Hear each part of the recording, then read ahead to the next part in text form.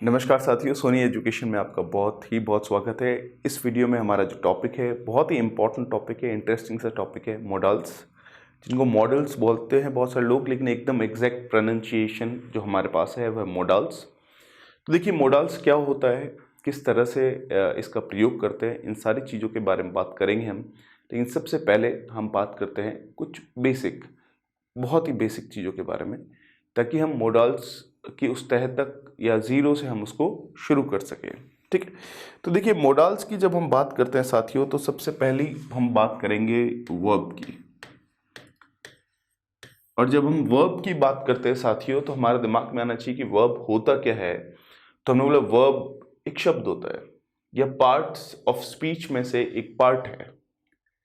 जैसे स्पीच क्या होता है हमारे पास, तो हमने बोला कि जो भी मुंह से निकला हुआ सेंटेंस है या लिखा हुआ सेंटेंस, उसको स्पीच बोल सकते हैं आप। और वो जो स्पीच है उसके अलग अलग पार्ट्स होते हैं, और हर पार्ट का जो प्रयोग है वो सही होना ज़रूरी है। कोई भी पार्ट जो है अगर गलत यूज़ हुआ है तो वो गलत हो जाएगा, पूरा सेंटेंस ही गलत हो जाएगा। तो आपने बोला ये कैसे चीज़ हो गई, तो देखिए अगर मैं बोलूँ कि आई इज़ गोइंग होम, तो यहाँ पर आप देख सकते हैं कि आई के साथ आप इज नहीं लगा सकते। अभी आई का यूज़ सही है, गोइंग का यूज़ सही है, होम का यूज़ सही है, लेकिन इज का यूज़ गलत है, तो पूरा का पूरा सेंटेंस ही क्या हो गया, गलत हो गया। तो हर एक पार्ट जो है वो सही से यूज़ होना ज़रूरी है। और उसमें अलग अलग पार्ट्स में से, जैसे नाउन है, प्रोनाउन है, एडवर्ब है, एडजेक्टिव है, प्रेपोजिशन है, कंजंक्शन है, उसी तरह से एक बहुत ही महत्वपूर्ण पार्ट जो है वो वर्ब भी है। तो हमने बोला वर्ब ऐसा कौन सा वर्ड होता है, क्रिया जो किसी एक्शन को बताता है। हमने बोला एक ऐसा वर्ड जो किसी एक्शन को बताता है, नो डाउट वो वर्ब होता है। लेकिन वर्ब सिर्फ हमेशा और हमेशा एक्शन को ही बताए ऐसा ज़रूरी नहीं है। ठीक है, सो अब वो ऐसा ज़रूरी नहीं है, तो वर्ब का बेसिक फंडामेंटल क्या है, तो ध्यान दीजिएगा, बहुत ही बेसिक सा पॉइंट है, बहुत ही इंटरेस्टिंग सा पॉइंट है। अगर आप बेसिक तौर पे वर्ब को डिवाइड कर रहे हैं, हालांकि देखिए अलग अलग तरह की वर्ब्स हमारे पास होती है ना, लेकिन मॉडल्स के बारे में ही हमें बात करनी है, तो हम कहीं की बेसिक वर्ब की अगर बात करें, तो देखिए वर्ब को आप जो है दो तरह से बांट सकते हैं, और वो हमारे पास है, पहला है ऑक्सिलरी वर्ब और दूसरा है मेन वर्ब। अब वो ऑक्सिलरी वर्ब में हमारे पास दो तरह की वर्ब्स आ जाती है, primary auxiliary verbs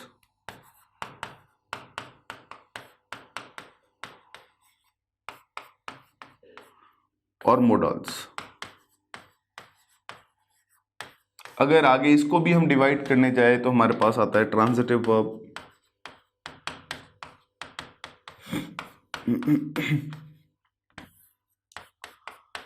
intransitive verb.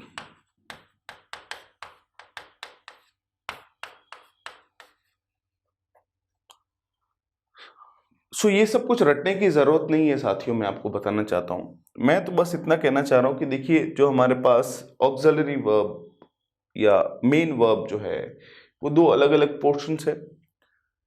अब जब ऑक्सिलरी वर्ब को भी हमने बांटा, तो प्राइमरी ऑक्सिलरी वर्ब और मॉडल्स, तो ये पूरा का पूरा कॉन्सेप्ट एक बार समझते हैं, ताकि मॉडल्स का प्रयोग क्या है इसको बहुत अच्छे से समझ पाए और फिर हम मॉडल्स को शुरू कर सके। तो आप ये इतना सारा ये बनाया हुआ है, इतनी सारी चीज़ें ये लिखी हुई है, इसको देख के ऐसे मत बोल समझिएगा कि ये टेबल है इसको रटना पड़ेगा, ऐसा कुछ भी नहीं है।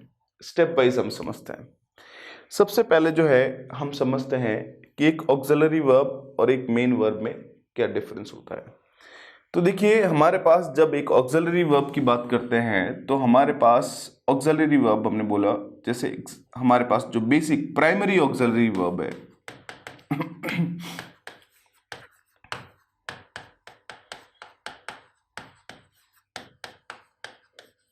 इसको तीन पार्ट्स में हम डिवाइड करते हैं, बी, डू और हैव। बी, डू और हैव। बी की फॉर्म्स हमारे पास होती है is, am, are. Second form होती है वॉज, वर, और थर्ड फॉर्म होती है बीन। डू की फॉर्म्स आती है सिंगुलर के साथ ही, उसके अंदर डज, सेकेंड फॉर्म डिड और थर्ड फॉर्म डन। और हैव की फॉर्म्स अगर सिंगुलर के साथ यूज करना है तो हैज, सेकंड फॉर्म है हैड और थर्ड फॉर्म है had। ये हमारे पास प्राइमरी ऑक्सिलरी वर्ब से साथियों फर्स्ट फॉर्म, सेकंड फॉर्म और थर्ड फॉर्म, इनका प्रयोग एक वाक्य के अंदर सब्जेक्ट और बाकी बचे हुए सेंटेंस के बीच सामंजस्य पैदा करने के लिए होता है और टेंस के हिसाब से ये बदलती रहती है। थोड़ा और प्रकाश डालें इस पे ताकि हम मॉडल्स को अच्छे से समझ पाए, उनके प्रयोग को हम अच्छे से समझ पाए। तो ध्यान दीजिएगा, जैसे हमने बोला कि Sudha is talking to me और all the students are talking to me. तो यहां पर आप देख सकते हैं कि हेल्प जो प्राइमरी ऑक्सिलरी वर्ब है वो चेंज हो रही है। अभी इसके बारे में डिस्कस करेंगे। हमने बोला कि Sudha has help me a lot. All the students have helped me a lot. तो साथियों अभी हम मॉडल्स पे आएंगे, लेकिन मॉडल्स पे आने का एक तरीका होगा जिसमें हम बेसिक को क्लियर या बेस को हम क्लियर करके चलेंगे। तो आप ध्यान दीजिएगा, हमारे पास जो पॉइंट है वो हमारे पास साथियों पॉइंट ये है कि एक प्राइमरी ऑक्सिलरी वर्ब जो है जिनके बारे में अभी पढ़ा हमने, बी, डू और हैव, इन जनरल सामान्यतः जो है एक प्राइमरी ऑक्सिलरी वर्ब का काम होता है सेंटेंस के सब्जेक्ट और बाकी बचे हुए वाक्य के अंदर एक सामंजस्य रखना, और ये सब्जेक्ट के हिसाब से बदलती रहती है। जैसे पहला जो हमारे पास सेंटेंस है वो प्रेजेंट कंटिन्यूअस टेंस का सेंटेंस है, दूसरा सेंटेंस भी प्रेजेंट कंटिन्यूअस टेंस का ही सेंटेंस है, दोनों। लेकिन जैसे ही सब्जेक्ट चेंज हुआ, हेल्पिंग वर्ब भी या प्राइमरी ऑक्सिलरी वर्ब भी क्या हो गई, चेंज हो गई। ये किसी एक्शन को नहीं बता रही है यहां पे, और ये टेंस के हिसाब से भी बदलती रहती है। जैसे पहले दो सेंटेंसेस प्रेजेंट कंटिन्यूअस टेंस के हैं और अगले दो सेंटेंसेस जो है वो प्रेजेंट परफेक्ट टेंस के हैं। अब हमारे पास इंटरेस्टिंग चीज क्या है कि जैसे ही टेंस चेंज हुआ, हेल्पिंग वर्ब यानी प्राइमरी ऑक्सिलरी वर्ब भी साथियों क्या हो गई, चेंज हो गई। तो इसका मतलब यह है कि एक primary auxiliary verb B, do और हैव और उसकी फॉर्म्स इन जनरल सामान्यतः क्या होता है कि जब उनको हम प्राइमरी ऑक्सिलरी वर्ब की तरह एक वाक्य में यूज करते हैं तो वो सब्जेक्ट के हिसाब से भी बदलती रहती है और टेंस के हिसाब से भी बदलती रहती है, लेकिन वो किसी एक्शन को नहीं बताती जब वो हेल्पिंग वर्ब के तौर पे यूज होती है। अब इंटरेस्टिंग चीज हमारे पास क्या है कि मेन वर्ब और हेल्पिंग वर्ब में क्या डिफरेंस होता है। हेल्पिंग वर्ब में मॉडल्स अलग समझेंगे हम कि एक मेन वर्ब जो होती है वो किसी सेंटेंस में दिए हुए एक्शन को या फिर हैपनिंग को या स्टेट को बताती है। आप बोलेंगे ये कैसे हो गया हैपनिंग, एक्शन, स्टेट? तो अभी देखिए इसको हम अप्लाई करके सीखेंगे। लेकिन हमने बोला एक मेन वर्ब जो है वो किसी एक्शन, हैपनिंग या स्टेट, स्थिति को बताती है, लेकिन helping verb specially primary auxiliary verb वो किसी एक्शन को, हैपनिंग को या स्टेट को नहीं बताती है। अब इसी कॉन्सेप्ट को दूसरे एंगल से सीखते हैं कि एक सेंटेंस दिया हुआ है, उस सेंटेंस के अंदर नाउन भी होगा, प्रोनाउन भी होगा, हो सकता है, मतलब डिपेंड करता है, एडजेक्टिव, एडवर्ब, यानी कुल मिला के बहुत सारे पार्ट्स जो है स्पीच के वो मिला के एक सेंटेंस को बना रहे हैं। अब उन पार्ट्स में से कौन सा पार्ट वर्ब कहलाएगा या मेन वर्ब कहलाएगा? तो हमने बोला एक ऐसा वर्ड जो किसी एक्शन को, स्टेट को या हैपनिंग को दर्शाता है वो वर्ब कहलाएगा और मेन वर्ब कहलाएगा, और एक ऐसा वर्ड जो किसी एक्शन, स्टेट या हैपनिंग को नहीं बता रहा है लेकिन वो सब्जेक्ट और बाकी बचे हुए सेंटेंस के बीच सामंजस्य रख रहा है, वो एक ऐसा वर्ड है जो सब्जेक्ट के चेंज होने या टेंस के चेंज होने से वो वर्ड चेंज हो जाता है, तो वो हमारे पास क्या है साथियों, प्राइमरी ऑक्सिलरी वर्ब है। ये तो दोनों के बीच का डिफरेंस है। अब हमारे पास जो पॉइंट है वो हमने बात की कि एक मेन वर्ब किसी एक्शन, स्टेट या हैपनिंग को बताती, वो क्या है उसके बारे में बात करते हैं थोड़ा सा। फिर जो ये हेल्पिंग वर्ब का पहला पोर्शन है, प्राइमरी ऑक्सिलरी वर्ब, इनके ही यूज को समझते हुए हम मोडाल्स की तरफ बढ़ेंगे। ठीक है, ध्यान दीजिएगा। हमने बोला मनन इज प्लेइंग हॉकी।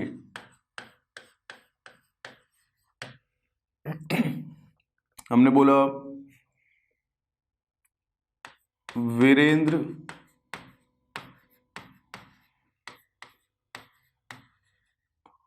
नोज अस। और एक हमने बोला इट इज रेनिंग। अब यहां पर अगर आप मेन वर्ब पे जोर देंगे तो आपको पता चलेगा पहले वाले सेंटेंस में ये मेन वर्ब है, दूसरे में ये मेन वर्ब है और तीसरे में ये मेन वर्ब है। जो पहला वाला सेंटेंस है साथियों, उसमें मेन वर्ब एक एक्शन को बता रही है। किसको बता रही है? एक एक्शन को। मनन इज प्लेइंग हॉकी, तो प्ले यहां पर एक एक्शन है, एक क्रिया है, एक कार्य है। और कार्य को क्या होता है हमारे पास? Force into displacement. साइंस में अगर बोले कोई फोर्स लगाएगा, उससे कुछ बदलाव होएगा, डिस्प्लेसमेंट होएगा, तो उससे कोई ना कोई कार्य होएगा। जैसे प्ले है तो प्ले में जो खेलने वाला है वो फोर्स लगाएगा, उसकी अंदर कोई ना कोई एक्टिविटी होगी, है ना। तो ये हमारे पास मेन वर्ब है और ये किसको बता रही है? एक्शन को बता रही है।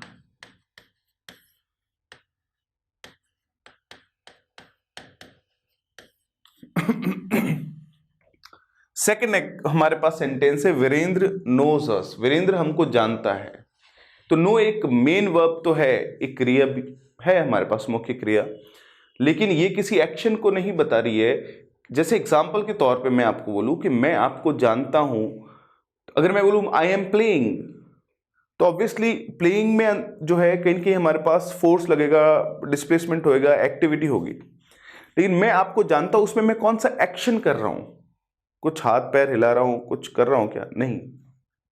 तो इसका मतलब है कि वीरेंद्र नोज अस, वीरेंद्र हमको जानता है। तो ये जानने का जो कॉन्सेप्ट है वो एक्चुअली किसी तरह का एक्शन नहीं है, ये एक स्टेट है, एक स्थिति है कि विनोद की स्थिति है कि वो हमें, सॉरी वीरेंद्र की स्थिति है कि वो हमें जानता है। तो ये भी मेन वर्ब है, लेकिन ये किसी एक्शन को नहीं बता रही है साथियों। किसको बता रही है? स्टेट को। और ये जो लास्ट सेंटेंस है, इट इज रेनिंग, तो बारिश हो रही है, इसका कोई बारिश कर रहा है क्या? आप बोलेंगे भगवान कर रहे हैं, तो देखिए वो बात अलग है। लेकिन इन जनरल अगर हम थोड़ा सा साइंटिफिक और ग्रामर वाले कॉन्सेप्ट पे आते हैं, तो बारिश जो है, जैसे एक्शन की बात चल रही थी मेन वर्ब के तौर पे, तो एक्शन क्या होता है? Force into displacement. यानी जब कोई फोर्स लगाएगा तभी तो एक्शन होगा, यानी कोई एक्शन को करने वाला होएगा। लेकिन इट इज रेनिंग में बारिश को करने वाला इस सेंटेंस में कौन है? कोई नहीं है। तो यहां पर ये एक एक्शन को नहीं बता रहा है, ये एक स्थिति को भी नहीं बता रहा है। इट इज रेनिंग ये बता रहा है एक हैपनिंग को। क्या हो रहा है? एक हैपनिंग, एक कार्य जो हो रहा है, कोई कर नहीं रहा। जैसे एग्जाम्पल के तौर पे मैं आपको बोलूं कि the universe is expanding, the universe is expanding, universe expand हो रहा है। तो क्या यूनिवर्स अपने आप को एक्सपेंड कर रहा है? नहीं। तो ये एक्सपेंडिंग यहां पर मेन वर्ब तो है, लेकिन ये किसी एक्शन को साथियों नहीं दर्शा रही है, ये एक हैपनिंग को दर्शा रही है। किसको दर्शा रही है? एक हैपनिंग को।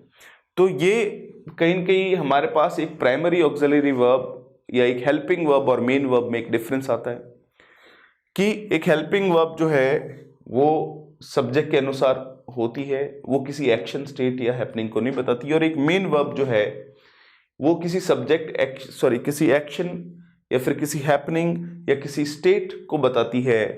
प्लस इसकी फॉर्म टेंस के हिसाब से चेंज होती रहती है। प्रेजेंट कंटिन्यूअस टेंस, वर्ब की first form plus ING. Simple present tense, verb की first form. Present continuous tense, verb की फर्स्ट फॉर्म प्लस आईएनजी।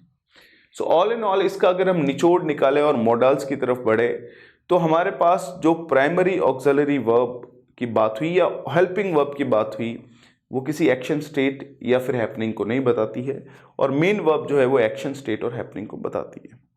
अब यहाँ पर जो हम टेंस की जब बात करते हैं या टेंस के अंदर जो सेंटेंस स्ट्रक्चर्स हमारे पास एक्टिव वॉइस के बनते हैं, उनकी जो फॉर्मूले है कि सब्जेक्ट के बाद is am are plus verb की first form plus ING plus object, या सब्जेक्ट के बाद वॉज या वर प्लस वर्ब की first form plus ING plus object, या सब्जेक्ट के बाद हैज़ या हैव प्लस वर्ब की थर्ड फॉर्म प्लस ऑब्जेक्ट। ये जो फॉर्मूले है उसमें जहाँ पे भी हम is am are was were has have यानी जो हेल्पिंग वर्ब लगाते हैं, प्राइमरी ऑक्सिलरी वर्ब, उसी की जगह ही हम किसका यूज़ करते हैं, मोडाल का यूज़ करते हैं। जैसे एग्जाम्पल के तौर पे जो है हमने बोला कि सुमित विल कॉल यू। अब देखिए विल और शैल भी मोडाल्स ही है, हालांकि वो टेंस में एक हेल्पिंग वर्ब के तौर पे पढ़ते हैं, लेकिन हमने ये फॉर्मूला, ऑब्वियसली आपने टेंस पढ़ा है तो ये फॉर्मूला जरूर पढ़ा होगा, सब्जेक्ट के बाद विल या शैल प्लस वर्ब की first form, simple future tense. अब जहां पर ये हेल्पिंग वर्ब आ रही है वहां उसी तरीके से आप हम ये लिख सकते हैं सुमित मे कॉल यू। इसका मीनिंग थोड़ा चेंज हो जाएगा। अब क्या मीनिंग चेंज हो जाएगा अभी हम बात करेंगे मे का यूज के अंदर कि मे का यूज किस तरह से होता है साथियों।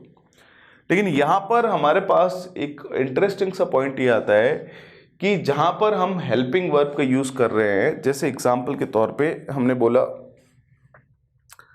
कि इट इज रेनिंग, और एक हमने इस की जगह लगा दिया माइट, इट माइट रेन। तो यहाँ पहली चीज ये समझ में आती है कोई भी सेंटेंस में एक मोडाल के जस्ट बाद में अगर मेन वर्ब है तो वो हमेशा वर्ब की फर्स्ट फॉर्म होगी। ये बड़ा इंपॉर्टेंट सा क्वेश्चन बनता है, इसलिए इसको हटा के माइट लगाया, लेकिन रेनिंग की जगह क्या लिख लिया, रेन। तो जहां पर हम जो प्राइमरी ऑक्सिलरी वर्ब्स जो है is am are was were, जहां पर एक सेंटेंस में उनका यूज करते हैं, वहीं पे हम उसी जगह ही किसका यूज करते हैं, एक मोडाल का यूज करते हैं। और एक मोडाल का यूज करने के बाद उस सेंटेंस के अंदर अलग अलग तरह के भाव आते हैं, जैसे परमिशन है, रिक्वेस्ट है, या फिर पॉसिबिलिटी है। वो अलग अलग मोडाल से अलग अलग तरह के भाव आते हैं। वो कौन कौन से आते हैं हम बिल्कुल बात करेंगे साथियों, लेकिन अभी हमारा जो मेन मकसद है वो मेन मकसद एक बेसिक अंडरस्टैंडिंग को जो है कहीं की सीखना है कि जिस जगह पर हम helping verb is am are was were का यूज करते थे उसी जगह पर हम मोडाल्स का यूज करते हैं एक सेंटेंस में, लेकिन उस मोडाल के जस्ट बाद में अगर मेन वर्ब आएगी तो वो हमेशा वर्ब की फर्स्ट फॉर्म आएगी। अब मोडाल का यूज करते क्यों है, तो वो सेंटेंस को लंबा चौड़ा होने से बचाने के लिए हम मोडाल्स का यूज करते हैं। जैसे एग्जाम्पल के तौर पे हमने बोला लंबा चौड़ा होने से बचाने के लिए किसका मतलब कि किस तरह से यूज करते हैं, तो जैसे एग्जाम्पल के तौर पे हमने बोला the sky is clear,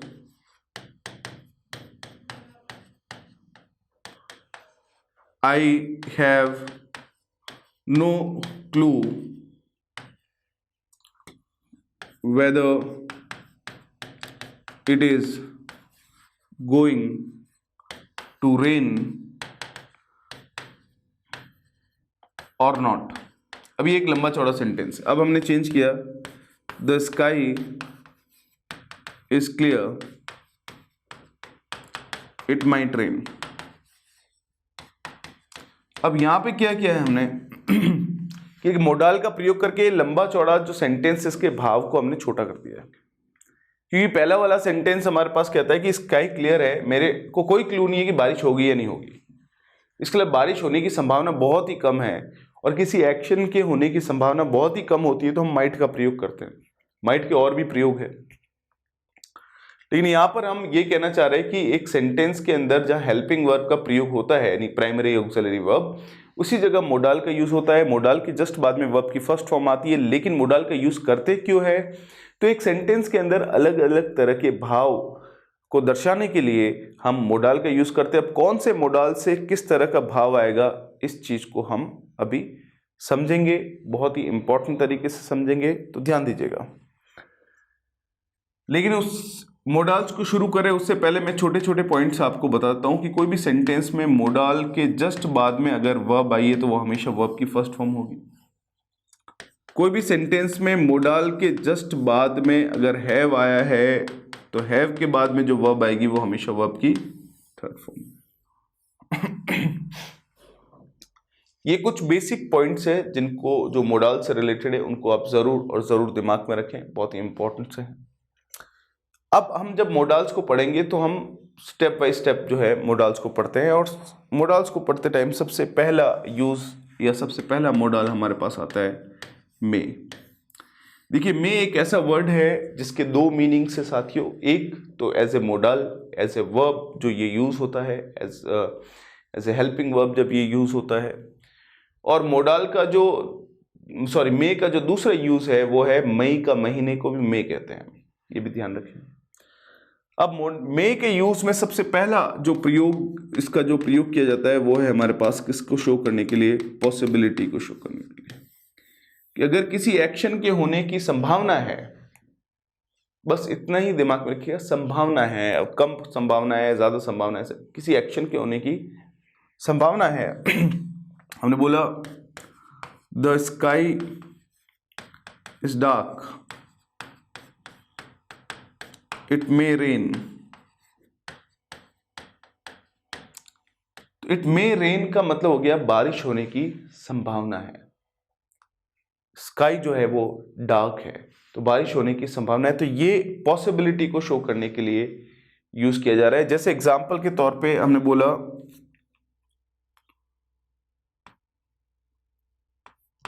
he is stuck in traffic, he may get late। वो ट्रैफिक में फंसा हुआ है, he may get late, इसका मतलब सिंपल सा हो गया कि उसके लेट होने की संभावना है। तो किसी भी कार्य के होने की संभावना है तो उसको शो करने के लिए आप हेल्पिंग वर्ब के तौर पे, मोडाल के तौर पे किसका प्रयोग करते हैं, मे का प्रयोग करते हैं। लेकिन यहाँ पे हम थोड़ा सा कंपेयर करके भी चीज़ों को सीखते हैं स्टार्टिंग के लेवल पे।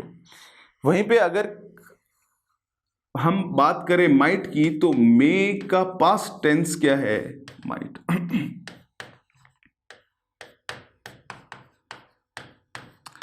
लेकिन ये ध्यान रखिए कि माइट का प्रयोग हमेशा पास्ट को बताने के लिए हो ऐसा जरूरी नहीं है, तो इस स्टेटमेंट को ध्यान से सुनिएगा साथियों। मे का पास्ट टेंस क्या है, माइट। सिंपल सा। लेकिन माइट का यूज हमेशा पास्ट टाइम को ही बताने के लिए हो ऐसा जरूरी नहीं है।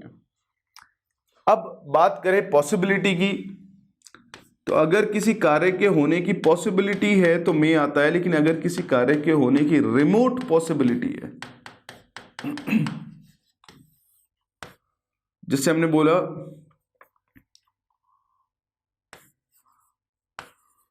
he is stuck in traffic, he might reach in time। किसी ने बोला मैं 9 बजे तक पहुंच जाऊंगा, 8:45 बजे आपने फोन किया, आपने बोला कि क्या स्टेटस है, कहाँ हो, तो आपने बोला इस ट्रैफिक से मैं फंसा हुआ हूं।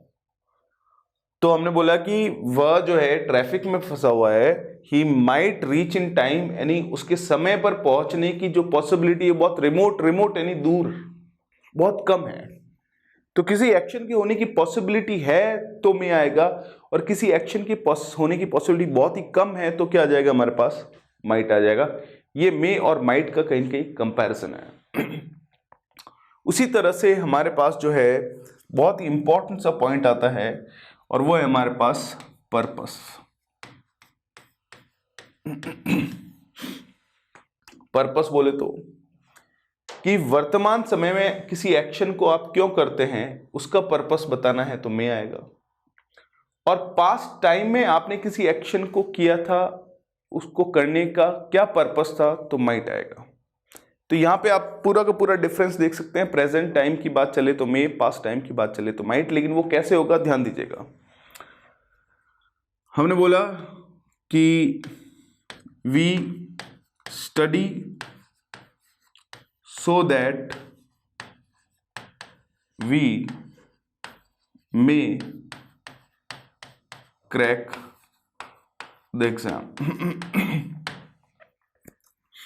तो we study so that we may crack the exam, तो यहां पर आप देख सकते हैं कि हम पढ़ाई करते हैं, सिंपल प्रेजेंट टेंस।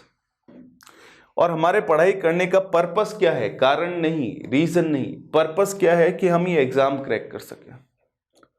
तो इसका मतलब हमारे पास हो गया कि इस एक्शन को क्यों किया जा रहा है, उसका वर्तमान समय में क्यों किया जाता है, उसका पर्पस अगर हमें बताना है तो सब्जेक्ट के बाद में क्या आएगा? मे आएगा, और मे के बाद में वर्ब की फर्स्ट फॉर्म आएगी।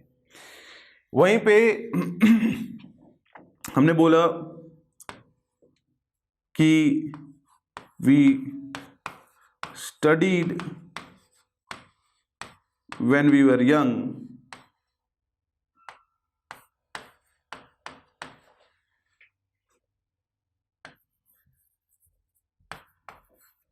so that we might crack the exam। तो हमने बोला we studied when we were young so that we might crack the exam, कि हम पढ़ाई करते थे जब हम यंग थे। अब वो पढ़ाई क्यों करते थे, उस पढ़ाई करने का पर्पस क्या था कि हम एग्जाम क्रैक कर सके। तो यहाँ पर बात पास्ट टाइम की चल रही है, तो जब पास्ट टाइम की चल रही है तो मे का पास्ट टेंस क्या है? माइट। तो हमने किसका प्रयोग किया है? माइट का। इससे और भी तरह के क्वेश्चंस निकल के आते हैं, लेकिन सबसे पहले बेसिक वापस इसको रिवाइज करते हैं कि किसी भी एक्शन को क्यों किया जाता है या क्यों किया गया था, उसका पर्पस बताना है आपको कि ये कार्य इसलिए किया गया था, ये पर्पस था उस कार्य को करने का, या ये पर्पस है उस कार्य को करने का, तो आप मे या माइट का प्रयोग करते हैं। अगर आप वर्तमान समय की बात करना चाहते हैं कि आप किसी कार्य को क्यों करते हैं, उसका पर्पस क्या है, तो मे आएगा। और अगर आप पास्ट टाइम की बात करते हैं कि आपने किसी कार्य को क्यों किया था, उसका पर्पस क्या था, तो क्या आएगा? माइट आएगा। बहुत ही बेसिक सा कॉन्सेप्ट है। अब इसको एग्जाम पॉइंट ऑफ व्यू से समझते हैं, अलग अलग तरह के क्वेश्चंस बनते हैं। पहला, अगर सिंपल प्रेजेंट टेंस है एक्सक्यूज मी, या प्रेजेंट का कोई टेंस है और सो दैट आया है, तो सब्जेक्ट के बाद हमेशा याद रखिएगा मे आएगा, और मे के बाद वर्ब की फर्स्ट फॉर्म आएगी। ये एक छोटा सा कॉन्सेप्ट है। प्रेजेंट का टेंस है generally simple present tense, present continuous tense भी आ सकता है। सो दैट के बाद सब्जेक्ट, सब्जेक्ट के बाद में आपको पूछा है कि कौन सा मोडाल आएगा, तो एक ही आएगा, वो कौन सा है? मे।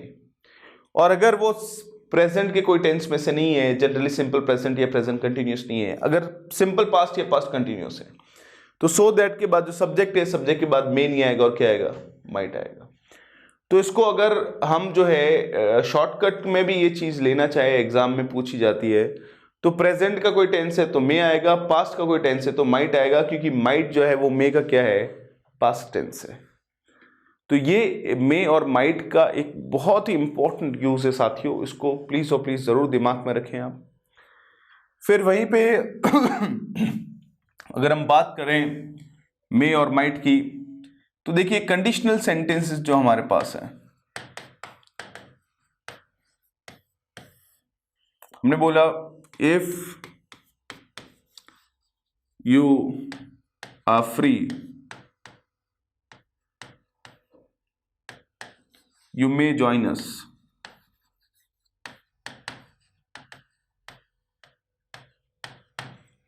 हमने बोला if you were free you might join us।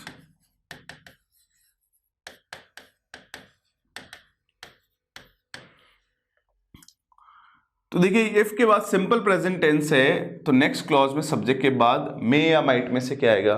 मे आएगा। और इफ के बाद सिंपल पास्ट टेंस है, ये एक तरह के कंडीशनल सेंटेंसेस हम टेंस में पढ़ते हैं, किसी नेचुरल कंडीशन को बताना है तो इफ के बाद सिंपल प्रेजेंट टेंस हो सकता है। और अगर हमें जो है वर्तमान समय में किसी चीज की हाइपोथेसिस लगानी है, या वर्तमान समय में आप किसी चीज को मान लेते हैं, ऐसी चीज जो है नहीं लेकिन आपने मान ली है, जिसको मूड ऑफ सपोजिशन कहा जाता है, उसमें जो है आप जो है इस तरह से सिंपल पास्ट टेंस का यूज करते हैं, जिसमें सब्जेक्ट भले ही एक वचन हो तो भी वॉज या वर में से वर ही आता है। तो जब इफ के बाद सिंपल प्रेजेंट टेंस है तो मे या माइट में से क्या आएगा, मे। और इफ के बाद सिंपल पास्ट टेंस है तो मे या माइट में से क्या आएगा, ऑब्वियसली माइट, क्योंकि माइट जो है वो मे का क्या है, पास्ट टेंस है। तो यहां से भी बड़ा ही इंपॉर्टेंट सा क्वेश्चन बनता है और बहुत ही आराम से आप समझ सकते हैं कि प्रेजेंट टेंस है तो मे और पास्ट टेंस है तो माइट आ जाएगा। तो वहीं पे तो ये कहीं ना कहीं कंपेयर करके हम मे और माइट के यूजेस को पढ़ रहे हैं, जो बहुत ही इंपॉर्टेंट है, बहुत ही इंटरेस्टिंग से है। लेकिन वहीं पे हमारे पास जो है मे और माइट के यूजेस में माइट का एक और बहुत ही इंपॉर्टेंट यूज है माइट का ना, और वो है hesitant request.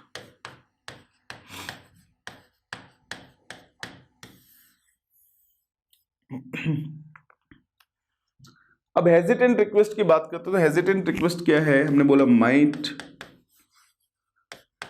You lend me your pen. जैसे मान लेते हैं एग्जांपल के तौर पे इस चीज को समझते हैं कि हेजिटेंट रिक्वेस्ट क्या होता है।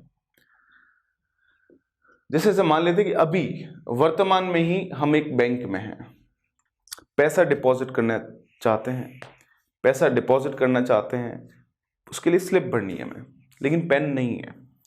ऐसा होता है बहुत बार, पेन नहीं है तो आपने आसपास देखा, तो आप कोई खड़ूस सा इंसान देखा, आपने बोला इससे तो मांगना ही नहीं है।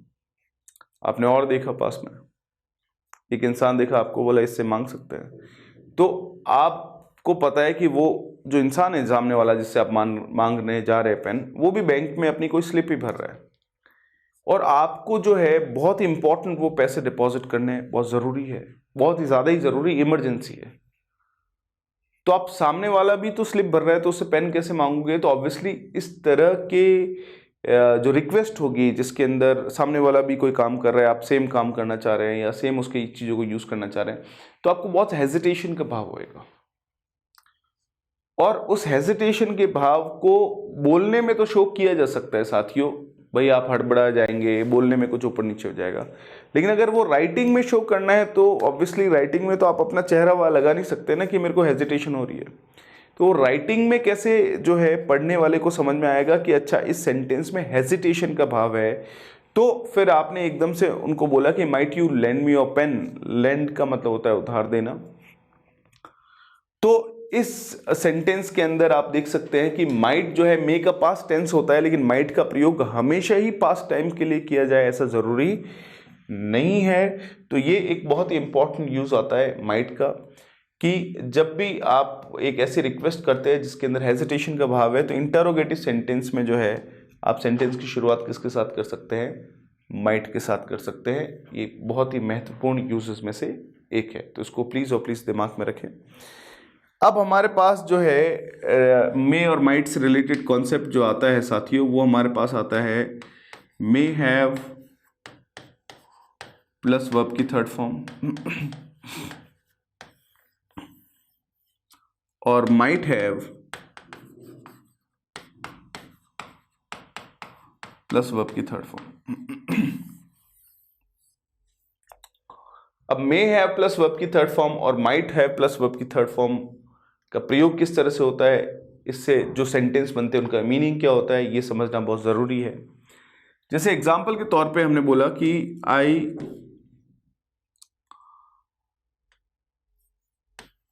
Have not seen him since morning, he may have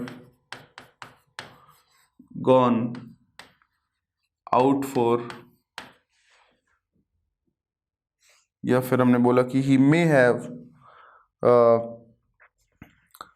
gone out for a movie। अब ये सेंटेंस देखिए थोड़ा सा लंबा चौड़ा, लेकिन ये बहुत ही बेसिक सा, इसमें हम मे है प्लस वर्ब की थर्ड फॉर्म का प्रयोग किस तरह से करते हैं ये भी देखेंगे। फिर आता है हमने बोला he is in hospital, he might have died in an accident.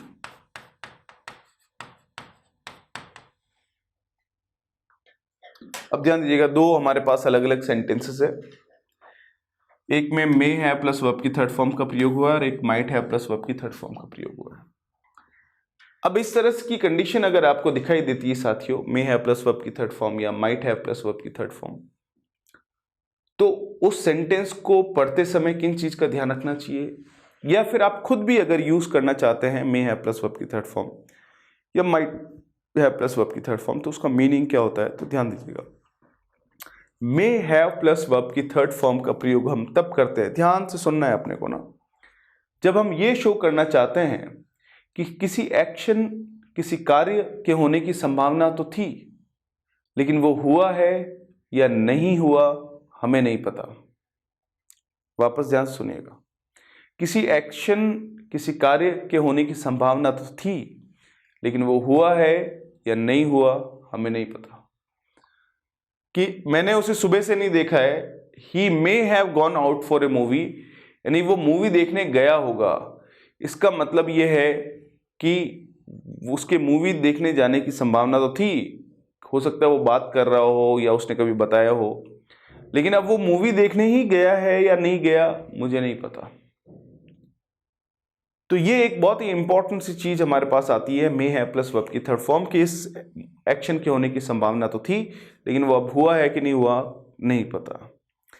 उसी तरह से हमारे पास आता है माइट है प्लस वर्ब की थर्ड फॉर्म साथियों। तो माइट है प्लस वर्ब की थर्ड फॉर्म का यूज आप कब करते हैं, जब आप ये शो करना चाहते हैं कि किसी एक्शन के होने की संभावना तो थी लेकिन वो एक्शन हुआ नहीं। ध्यान से सुनिएगा, किसी कार्य के होने की संभावना तो थी लेकिन वो कार्य नहीं हुआ। जैसे ही इज इन हॉस्पिटल, वो हॉस्पिटल में है, he might have died in an accident, वो एक्सीडेंट में मर गया होता। इसका मतलब वो हॉस्पिटल में है, वो मरा नहीं है।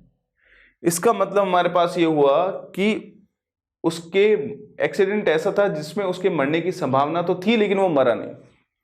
तो ये बहुत इंटरेस्टिंग चीज आती है कि किसी कार्य के होने की संभावना तो थी लेकिन वो कार्य नहीं हुआ है। तो ये दोनों जो है एक अपने आप में एक बहुत ही इंपॉर्टेंट मीनिंग वाले एक्सप्रेशंस है। इनको इस तरह से ही हल्के में ना लें, मतलब कि आप समझे कि इस तरह के सेंटेंस जब कहीं प्रयोग किए जाते हैं तो उनका मीनिंग क्या होता है ये समझना ज़रूरी है। क्योंकि बहुत बार क्या होता है, पैसेज के अंदर इस तरह के स्ट्रक्चर्स आते हैं, वो जो कहना चाहते हैं वो हम समझ नहीं पाते, फिर पैसेज के आंसर्स नहीं दे पाते, तो ये बड़ी दिक्कत वाली बात हो जाती है। तो उसको आप दिमाग में रखें, इन दोनों एक्सप्रेशंस का मीनिंग दिमाग में रखें। वहीं पे अगर हम मे की बात करें तो मे का प्रयोग परमिशन के लिए भी किया जाता है, ये तो आप सारे लोगों को पता है।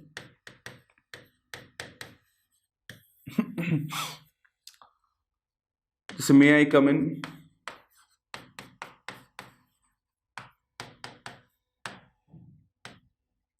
यस यू मे,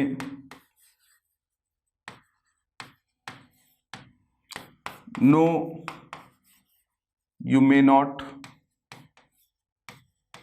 तो हमने इसको गलत कर दिया, हमने बोला कैन नॉट या कांट।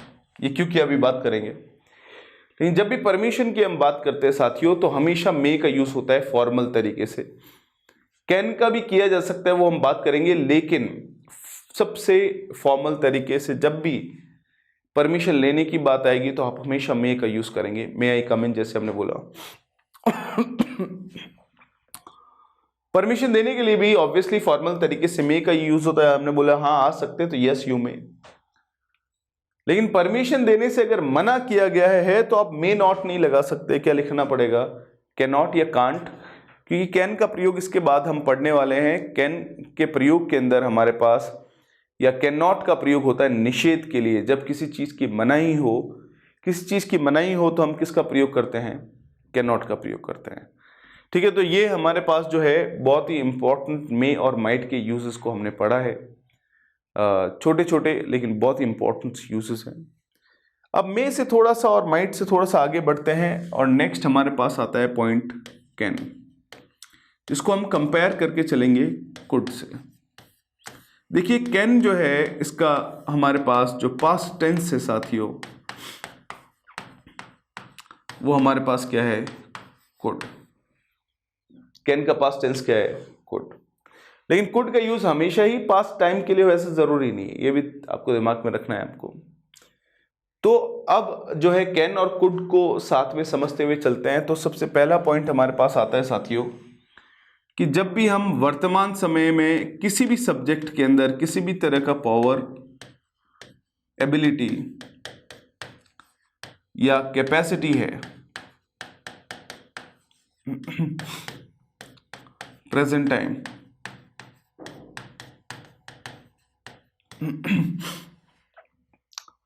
तो आप हमेशा और हमेशा कैन का प्रयोग करते हैं, ये चीज दिमाग में रखें। जैसे एग्जांपल के तौर पे हमने बोला मनीष कैन लिफ्ट 100 kg,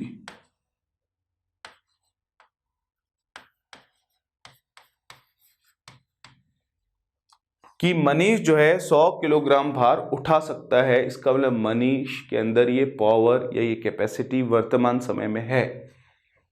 तो किसी भी सब्जेक्ट के अंदर किसी भी तरह का पावर या कैपेसिटी है, जैसे हमने बोला इंडिया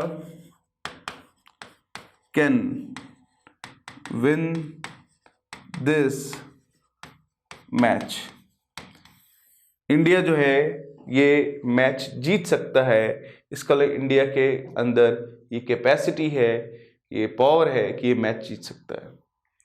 ये हमने बोला कि we can crack this exam, तो हमने बोला कि हमारे अंदर ये क्षमता है, ये एबिलिटी है कि हम इस एग्जाम को क्रैक कर सकते हैं। तो किसी भी सब्जेक्ट, चाहे वो ह्यूमन बीइंग है चाहे नॉन ह्यूमन बीइंग है, उसके अंदर अगर किसी भी तरह का पावर, कैपेसिटी या एबिलिटी वर्तमान समय में है तो आप किसका यूज करते हैं? कैन का यूज करते हैं। अगर उसी पावर, एबिलिटी या कैपेसिटी की बात चले लेकिन वो अगर वर्तमान समय में नहीं है, पास्ट टाइम में था, तो उसके लिए हम कैन का पास्ट टेंस का यूज करते हैं, कुड यूज करते हैं। जैसे एग्जाम्पल के तौर पे हमने बोला कि when Manish was young he could lift 100 kilograms, कि जब मनीष जवान था तब 100 किलोग्राम उठा सकता था। इसका मतलब कि मनीष अभी जवान नहीं है। इसका मतलब है कि ये कब की बात चल रही है? पास्ट टाइम की बात चल रही है। और उस समय जो है मनीष के अंदर ये कैपेसिटी, इतना पावर था। सो वही हमारे पास है। बहुत ही सिंपल सा पहला पॉइंट हमारे पास कैन और कुड से रिलेटेड आता है साथियों, कि वर्तमान समय के पावर, कैपेसिटी, एबिलिटी की बात चले तो कैन, और पास्ट टाइम के पावर, कैपेसिटी, एबिलिटी की बात चले तो कुड। बहुत ही बेसिक सा यूज है हमारे पास। वहीं पे हम बात करते हैं कैन और कुड से रिलेटेड जब कंडीशनल्स की बात करते हैं। हमने बोला if you study hard you can crack the exam, और हमने बोला कि if you studied hard you could crack the exam।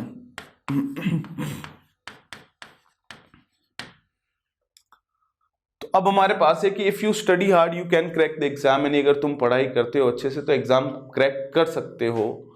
तो इफ के बाद सिंपल प्रेजेंट टेंस है, तो कैन या कुड में से सब्जेक्ट के बाद क्या है? कैन है। और if you studied hard, if के बाद सिंपल पास्ट टेंस कब यूज करते हैं? जब हम वर्तमान समय में किसी चीज को मान लेते हैं। ये टेंस के यूजेस में से बहुत इंपॉर्टेंट सिंपल पास्ट टेंस का प्रयोग है कि इफ के बाद सिंपल पास्ट टेंस का प्रयोग हम कब करते हैं? जब वर्तमान समय में हम किसी चीज को मान लेते हैं, जो है नहीं, मान लिया गया है ना। जैसे इफ यू स्टडीड हार्ड, यानी अगर तुमने अच्छे से पढ़ाई की होती, इसका मतलब की नहीं है, मान लिया है। You could crack the exam, तुम एग्जाम क्रैक कर सकते हैं। तो आप देख सकते हैं कि यहाँ पर सब्जेक्ट के बाद में हमने कैन नहीं लिखा और क्या लिखा है, कुड लिखा है, क्योंकि कैन का पास्ट टेंस क्या है, कुड है, तो ये प्रेजेंट टेंस की बात चल रही है, तो कैन आ गया, पास्ट टेंस की बात चल रही है तो कुड आ गया। ये भी बहुत ही इंपॉर्टेंट सा प्रयोग है, इसको आप प्लीज जरूर दिमाग में रखें साथियों। नेक्स्ट हमारे पास आता है कि इनफॉर्मल तरीके से, जैसे हमने बोला कैन आई कम इन,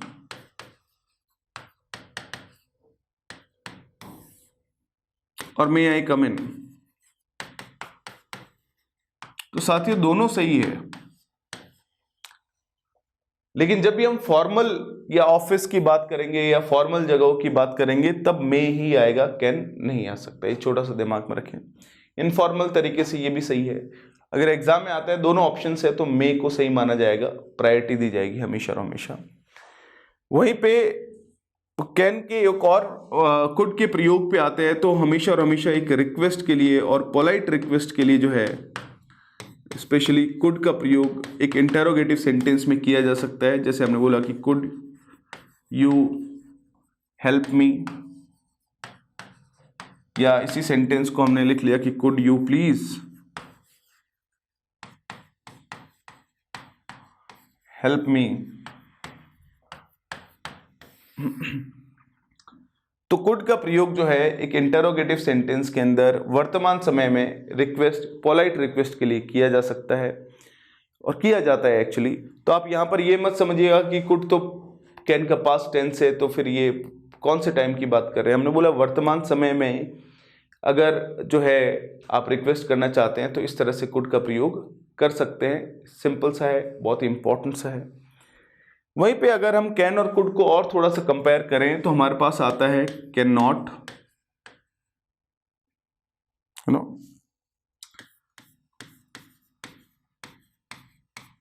जिसको कांट भी लिखा जा सकता है। ये ध्यान रखिए, जब आप या तो कैन नॉट लिखे या कांट लिखे, लेकिन जब आपने कैन नॉट लिखा है तो कैन और नॉट को अलग अलग मत लिखें, है ना, इसको साथ में लिखें। और आता है कुड नॉट, जिसको कुडंट भी लिखा जा सकता है।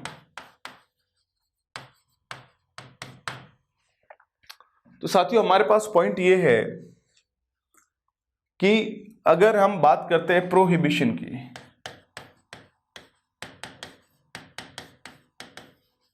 यानी निषेध की, किसी चीज की मनाही की, तो अगर वर्तमान समय में किसी चीज की मनाही है, निषेध है कोई चीज, तो आप कैन नॉट का यूज करते हैं। जैसे हमने बोला कि यू कांट स्मोक हियर,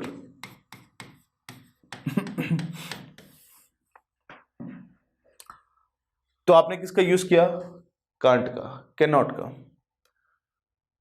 अब इसी सेंटेंस को अगर मैं आसान भाषा में आपको समझाऊं तो हमने बोला you are not allowed to smoke here.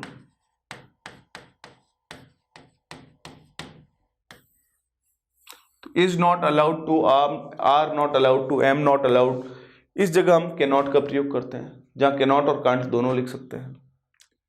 लेकिन जब निषेध जो है वो कहीं न कहीं हमारे पास पास्ट टाइम का हो, जैसे एग्जाम्पल के तौर पे हमने बोला कि when I was a child I could not go out. जब मैं बच्चा था तो मैं बाहर नहीं जा सकता था, यानी I was not allowed to go out, मेरा बाहर जाना निषेध था कि बाहर जाके खो गया। तो वही हमारे पास है कि अगर किसी चीज का या किसी कार्य को करने का निषेध है, मनाही है, तो आप देखिए वर्तमान समय की है या पास्ट टाइम की है। वर्तमान समय की है तो कैन नॉट या कांट, और पास्ट टाइम की है तो कुड नॉट। तो ये कैन और कुड का एक कंपैरिजन वाला एक बहुत ही इंपॉर्टेंट पोर्शन है साथियों। ये एग्जाम के हिसाब से भी बड़ा जरूरी सा है, इस पे कहीं के क्वेश्चन बन जाता है। तो आपको सेंटेंस को ध्यान से पढ़िए, मनाही या निषेध की बात चल रही है तो कैन नॉट या कुड नॉट आएगा ही आएगा। फिर देखिए कि प्रेजेंट टाइम की बात चल रही है या पास्ट टाइम की बात चल रही है। अब हमारे पास आता है कुड हैव प्लस वर्ब की third form.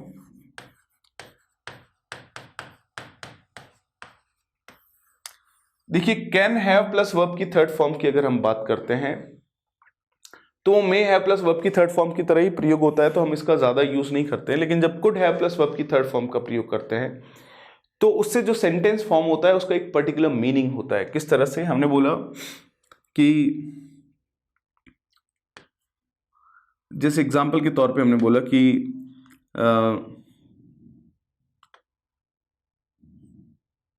If he had run a bit faster,